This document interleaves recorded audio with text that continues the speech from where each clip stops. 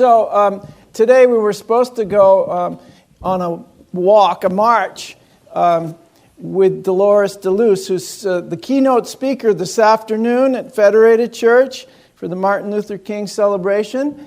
So all of you be there at 3 o'clock. It starts. But at 2:30 we were supposed to march, and she kept asking me if we had a banner to march with. And we didn't have one. I searched everywhere, so I had one made, and it got shipped to us, and it arrived on my doorstep yesterday. So the next march, we're going to be carrying this banner.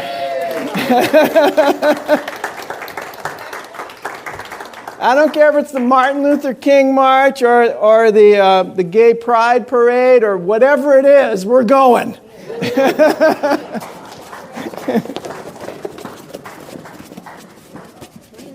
Can you take it? Yeah, of course. Thank you. All right. What fun. What fun to be walking together in love. What an amazing adventure. What an amazing life. Everything shifted.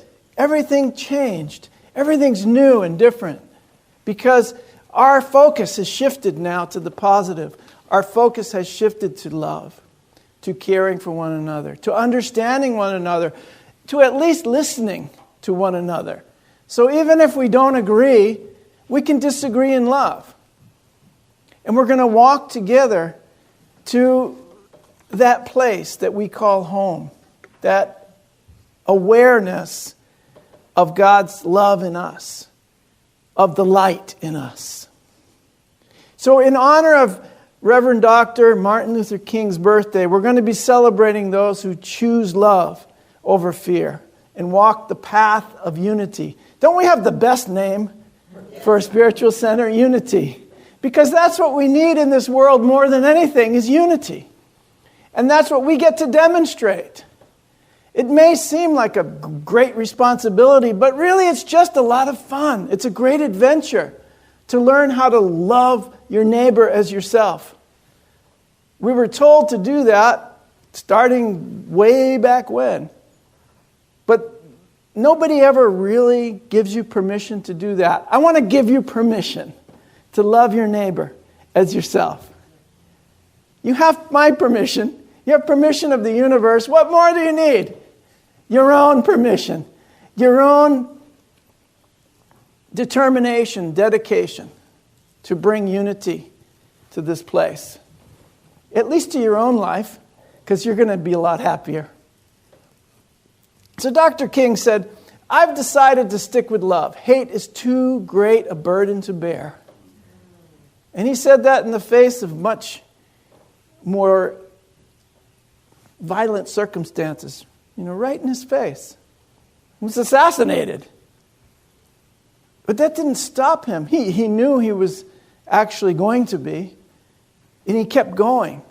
He said, I have a dream. I may not make it there with you. See, he had a premonition about his fate on earth. But it wasn't going to stop his impact on the world. And has it stopped? It's only grown. The impact of that one man. Now you have to remember, before he was a civil rights activist and before he was any of these things, he was first and foremost a spiritual leader, a reverend. And his doctorate was in theology as well. But he had to take that and apply it in his world. And that's what we're trying to do here at Unity, is take spiritual principles and apply it into our world to the best of our ability and to do what is ours to do. What was his to do, obviously, is not exactly what is mine to do. So he said one other thing which was really important to me in my journey, is that love is the only force capable of transforming an enemy into a friend. I've tried all the other ways. I've tried convincing you that my viewpoint is better than yours, that my path is the right path, that you should join the path that we're on. I've tried those kinds of things. They don't work. It just don't work.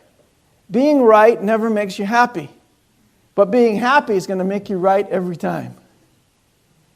Happiness is the measure of success, not what you accumulate, not how many people you get to agree with your point of view this week. Because next week it's going to change anyway. So this isn't a point of view, it's a way of life. And I know that whoever we see as enemies now can only become friends by loving them. You don't have to like them. You don't have to agree with them. But you have to try to see the light in them. As the world around us continues to evolve, we have to have the courage to always walk in love. We have to be brave to always walk in the light. We have been reminded by this lovely young poet, Amanda Gorman, who wrote, "There's always light, if only we're brave enough to see it. If only we're brave enough to be it." And I have to say, that's real courage. Being the light in a place that's perceived as dark, that's real courage. That's real bravery. This is from her poem, "The Hill We Climb," that I first heard, most of the world first heard at the inauguration of President Biden. She stood up there and offered this amazing poem. And to me, that was the highlight of the year 2021. The beginning was this young woman sort of started the whole thing off right with this positive note about light. So it's not enough to see the light. We have to be the light as well. I'm told that, later on today, one of our beloved members, Dolores DeLuce, is going to offer a message at the annual Martin Luther King celebration, the service over at Federated Church at 3 o'clock. And I got wind of the title of her talk. You want to hear it? It's called "The Light Within Us All." Leave it to Dolores to take it to that place. To take whatever we're experiencing here as human beings into the realm of light. To know that the light within us all is the answer. That's the answer, my friends.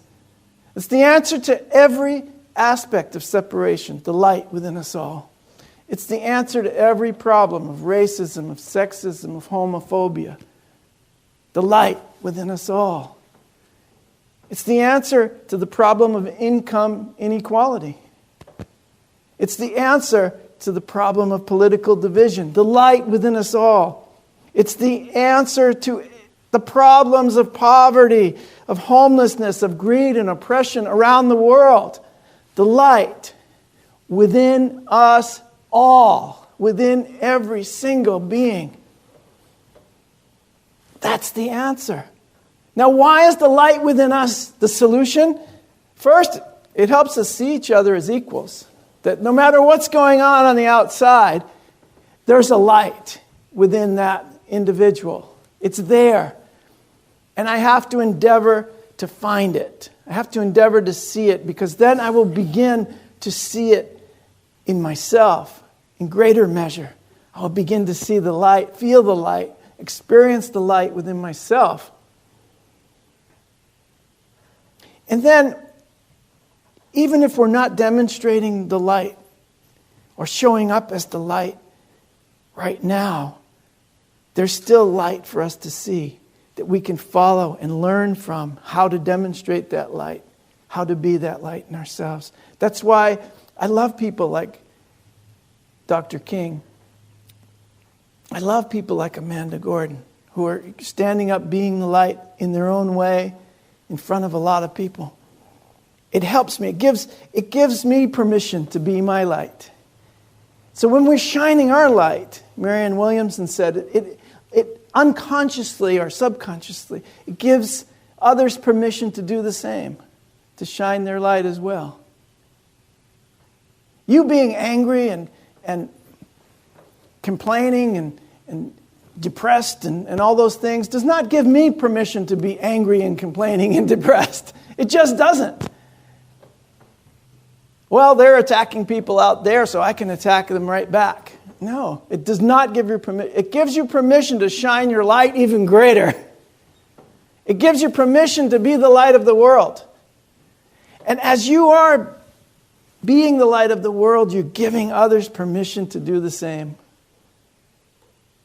So when we're shining our light, we are truly walking together in love. Wayne Dyer, he famously said, this is the answer to every problem we face as a human family is the light within us all. Every problem we face, the answer is the light within us all. So Wayne Dyer famously said, see the light in others and then treat them as if that's all you see. Isn't that great? Even if you see a lot of other stuff, you're perceiving a lot of other things on the outside, treat them as if they are the light and that's all there is. That's how Jesus healed, by the way. If you guys want to know how all those so-called miracles happened, it's because all he could see was the light in you, the God energy, the frequency of love in you. And when I see that in you, something happens. You have a recognition. Even if you don't have it cognitively, your cells have a recognition and your body will be healed in the presence of one who only sees the light. So true healers are those who only see the light in you. I'm not going to diagnose your problem. I'm going to diagnose your solution. The solution is the light in you. Now that's the kind of bravery that Amanda Gorman was referring to in her poem. It's the kind of love that turns the enemy into a friend. And it's also the kind of love that we're called on to demonstrate in our lives every day. 1 John chapter 4. I don't know why all the millions of Christians, so-called, in the U.S. don't actually read the Bible. Because in 1 John chapter 4, and I'm calling all you guys out to get to the core of Jesus' teaching, which is love, and only love. God is love. 1 John chapter 4. Now the preacher's coming out. I'm sorry, but 1 John chapter 4 says one thing, that God is love and only love. So that's why we say that at Unity. Because that which is eternal love cannot contain an opposite. It's just not there. So what's said in John is this: Beloved, let us love one another, for God is of love. Well, in another translation, it just simply says God is love. And everyone that loves is born of God and knows God. He that loveth not doesn't know God, because God is love. Over and over again, we have to remind ourselves, not only is God love, but so are we. God is love, and therefore so am I. It's the energy, it's the frequency, it's the totality, it's the universal consciousness of love. It cannot be contained in the perception of a being that thinks and acts and talks like you. It just isn't there. You can't make God in your image because you're already fashioned in the image of spirit. God is spirit, the Bible also says. And they that worship him or her, that's a little blasphemous in some circles, isn't it? They that worship the Father, Mother, Creator, birther of all life, must worship in spirit and in truth, because God is spirit. God is consciousness, pure, unadulterated, unlimited energy of love, energy of creative expression of that love. That's it. We try to make it into our... Why do we try to do that? To make it into our little definition? We try to do that so we can control others. Does that strike a chord with you? We try to fashion it in a way that makes you believe as I believe, that you can join my team.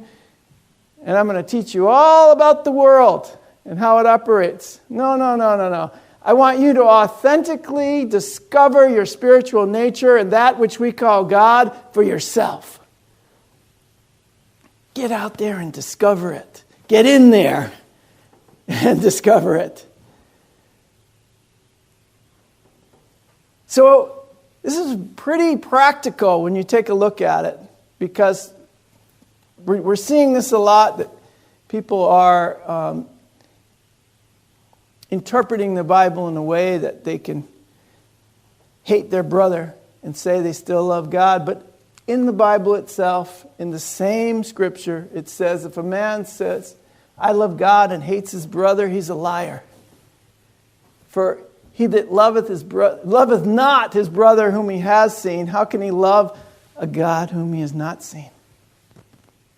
It's pretty practical, isn't it? It's pretty practical. It's pretty straightforward. That if you want to love God, if you want to demonstrate that I'm a person of faith, that I'm a spiritual person, you're going to have to love your brothers and sisters. That's all there is to it. You're going to have to love everyone. Your brothers and sisters are God in disguise. You have to love them. That's how you love God. No, I'm going to worship this idea that I have. Well, you're worshiping idols when you're doing that. You're not worshiping God. You're worshiping idols. Your idea of what you think God should be.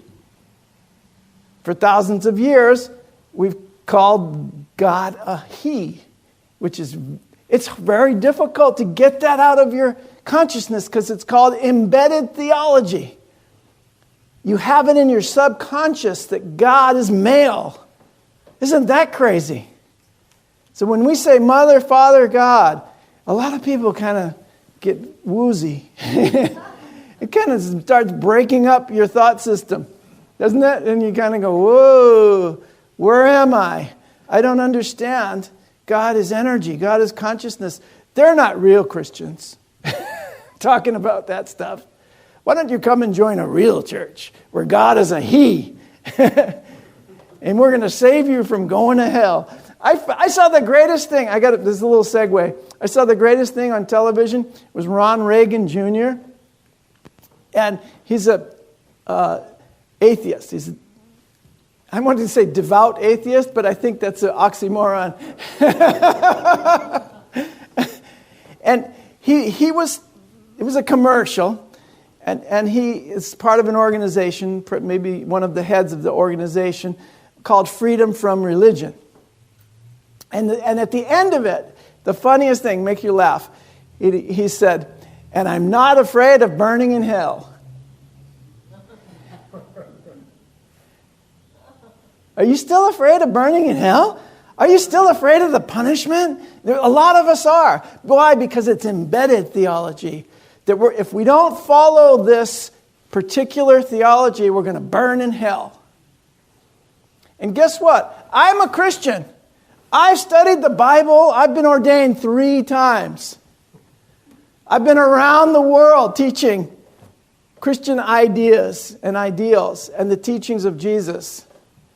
And I've come to the conclusion that hell is a place that you create out of the ideas in your mind that are promoting and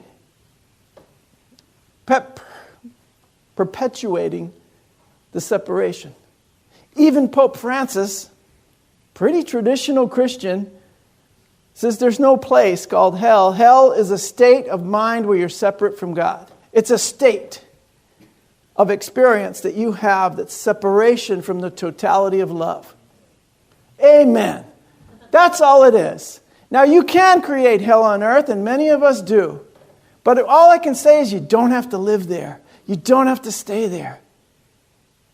You can change the focus of your mind to know that we are walking together in love, no matter what it looks like. Thank you, Wes, for that meditation.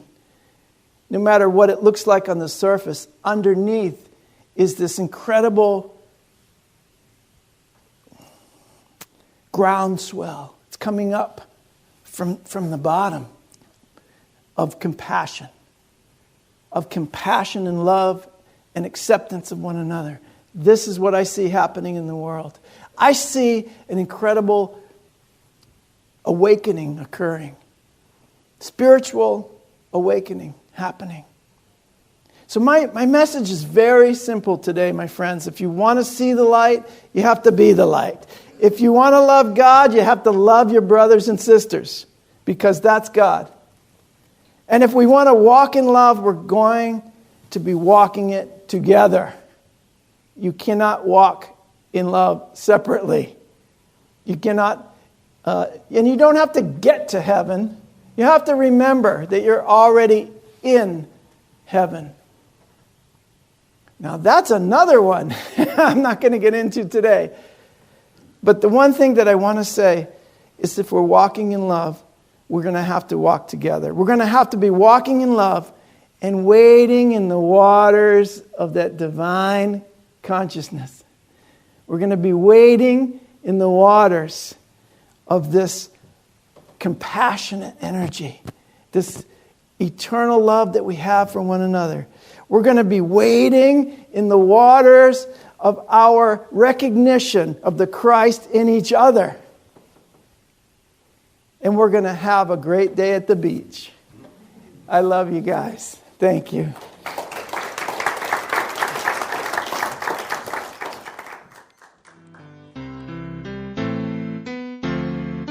You have been watching the message from our Sunday celebration service here at Unity on Cape Cod, providing a positive path for spiritual living. Please join us every Sunday morning at 10 a.m. at 147 Walton Ave, Hyannis, Mass., and visit us online at unityoncapecod.org. This video was made possible in part through a grant from Unity Worldwide Ministries and the Templeton Foundation.